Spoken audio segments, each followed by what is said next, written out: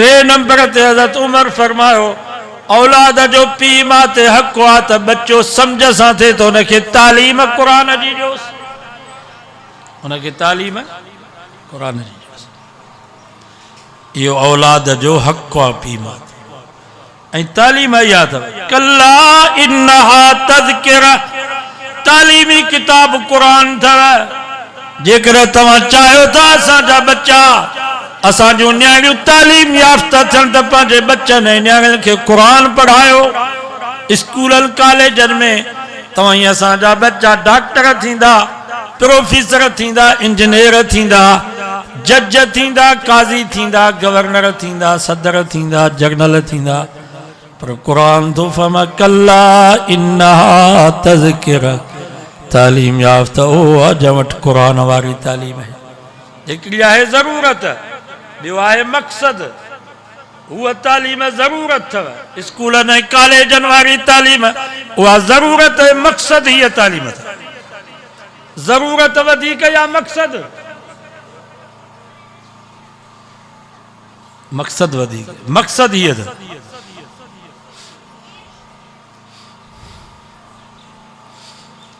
छा मक़ाम आहे क़ुरान मजीद जो? हदीस में अचे तो हज़रत उमर नबी से जे साम्हूं तौरेत जी तिलावत थो करे फ़ग़ज़िब वजहु रसूलिल्लाह, नबी से तौरेत जी तिलावत ॿुधी साईं जन जो चेहरो मुबारक कावड़ में लाल थी वियो। हज़रत अबू बकर सिद्दीक़ भी हज़रत उमर के चई सकुलत का उम्मुक या उमर, उमर तुंहिंजी अम्मा तुंहिंजे मथां रोए, ही तो छा कयो जो तूं मुंहिंजे महबूब खे नाराज़ कयो आहे। हज़रत उमर खां दाह निकिरी वई, चई अऊज़ु बिल्लाहि मिन ग़ज़ब रसूलिल्लाह, मां अल्लाह जी पनाह थो वठां अल्लाह जे रसूल जे नाराज़गी खां। साईं जन जो गुस्सो मुबारक हल्को थी वियो। पाण फरमायो उमर तोखे छा थी वियो आहे जो तूं तौरेत जी तिलावत थो करीं, हालांकि जेकर मूसा पैगंबर बि वो भी मुझी ताबेदारी करे हा, वो भी मुझे कदम लगे हा, वो भी तोरे के छड़े करे कुरान मजीद पढ़े हा। तो के छा थीवा जो कुरान के छड़े करे तू तोरे जी तिलावत। अंदाजो लगायो तोरे अल्लाह जो किताब हज़रत मूसा अलैहि सलाम ते नाज़िल थियो आ। कुरान मजीद जी तालीम खां बाद तोरे जी तालीम मंसूख, तोरे जी तिलावत मंसूख।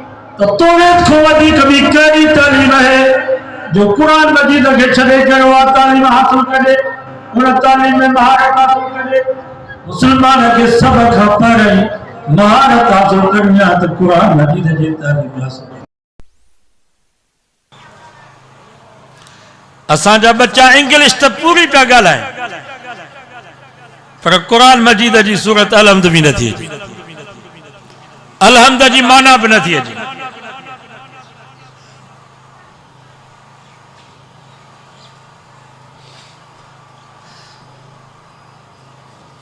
मौलाना शौकत अली, मौलाना मोहम्मद अली जोहर वॾा आलिम हुया, अंग्रेजी भी पढ़ियल आहे। पोइ हज़रत साईं अमरोटी हज़रत साईं हमादुल्लाह आले जी रहमतुल्लाह अलैहि फरमाईंदा हा पुट तव्हां वॾा आलिम आहियो, अल्लाह साईं तव्हां खां दीन जो कमु पियो वठे, पर असांजे कचहरीअ में कॾहिं कॾहिं तव्हां अंग्रेजी लफ़्ज़ ॻाल्हाईंदा हो, असांजो अंदर ई सड़ी वेंदो आहे। महिरबानी कयो असांजे कचहरीअ में ये अंग्रेजी लफ़्ज़ न ॻाल्हाईंदा कयो। के वरी शौक़ में ॻाल्हाईंदा आहिनि, असांजा मौलवी बि अंग्रेजी लफ़्ज़। असांजा बुज़ुर्ग फरमाईंदा असांजो अंदर ई सड़ी थो वञे। तव्हां वरी ख़ुशि थियो त मुंहिंजो पुटु इंग्लिश थो ॻाल्हाए, अरबी ॻाल्हायो, अरबी में महारत हासिल कयो, उहा ज़रूरत है असली हीअ आहे।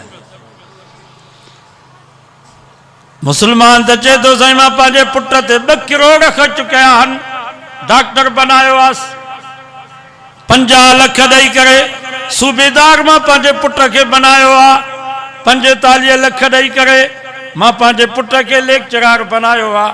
मां पंहिंजे पुट जो हक़ अदा करे छॾियो, क़यामत जो ॾींहुं थींदो क़ुरान थो फरमाए इन औलाद जा हथ हूंदा, बेईमान जी गिरबान हूंदी, ख़ुदा जी कोरट हूंदी, चवंदा रब्बना आतिहिम ज़िफ़ैन मिनल अज़ाब। या अल्लाह असां के अज़ाब छो थो करे, असां जो अज़ाब भी असां जे वडन के कर।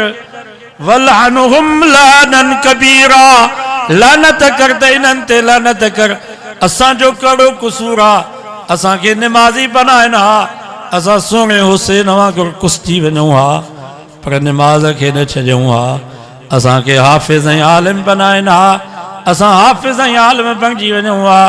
असां स्कूल न वेंदा हुआसीं त ख़र्ची बंदि थी वेंदी हुई, असां जेकर गाह न कंदा हुआसीं त लठियूं लॻंदियूं हुयूं, पर क़ुरान मजीद जी तालीम जे लाइ मदरसे न वियासीं, मस्जिद में नमाज़ पढ़ण जे लाइ न वियासीं।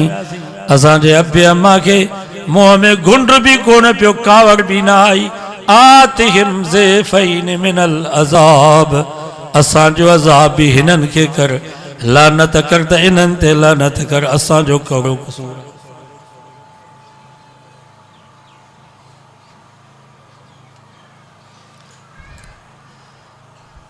अॼु वाइदो कयो त पंहिंजे बच्चनि खे क़ुरान पढ़ाईंदासीं।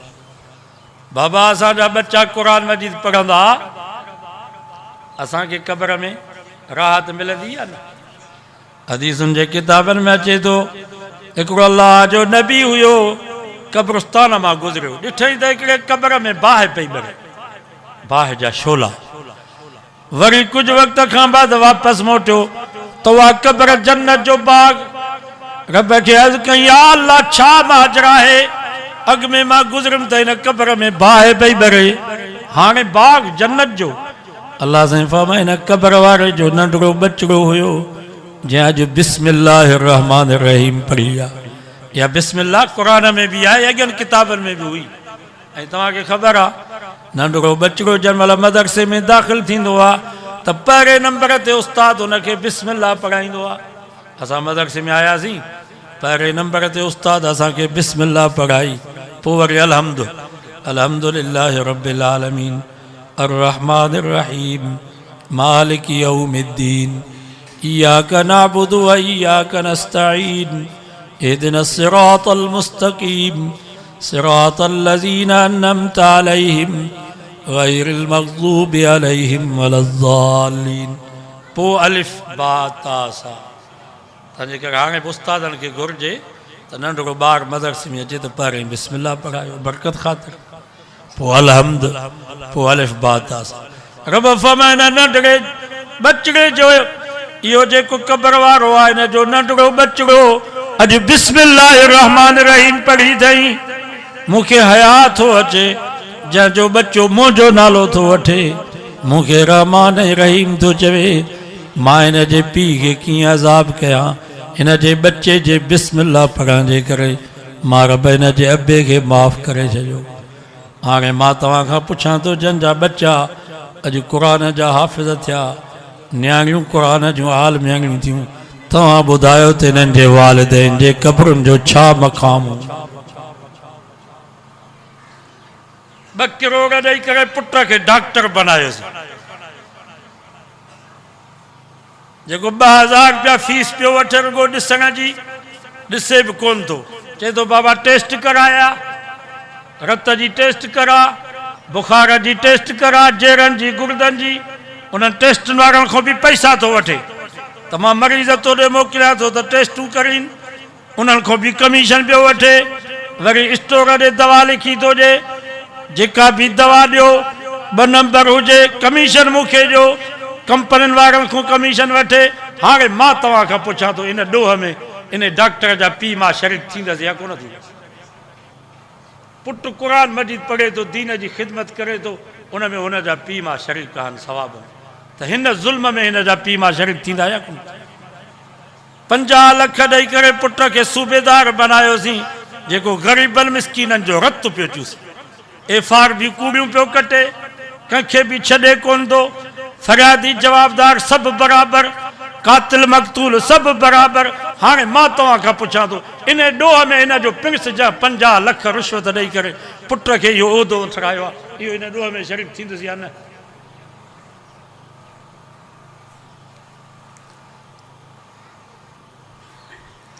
असांजा हज़रत साईं ॿेर वारा रहमतुल्लाह अलैह फरमाईंदा, तव्हां पंहिंजे बच्चनि खे मदरसनि में छॾियो, क़ुरान मजीद जी तालीम जे लाइ तव्हांजी जवाबदारी ख़तमु थी। तव्हां पंहिंजो फ़र्ज़ु पूरो कयो। हाणे पढ़ियो, आलिम थियो, हाफ़िज़ थियो, अमल कयईं त ठीकु आहे। जेकॾहिं न कयईं, हाफ़िज़ आलिम थी वियो, बदमाश थी वियो, तव्हांखे अजर क़यामत जे ॾींहुं मिलंदो। सोन जो ताज तव्हांजे मथे ते रब रखंदो, छो त तव्हां पंहिंजी जवाबदारी पूरी करी। पर जेकॾहिं तव्हां पंहिंजे बच्चे खे क़ुरान जी तालीम खां महरूम कयो त हेॾा ई पढ़ंदा त बुख मरंदा, पिनंदा, चंदा कंदा पिया, पोइ क़यामत ताईं तव्हां जवाबदार आहियो।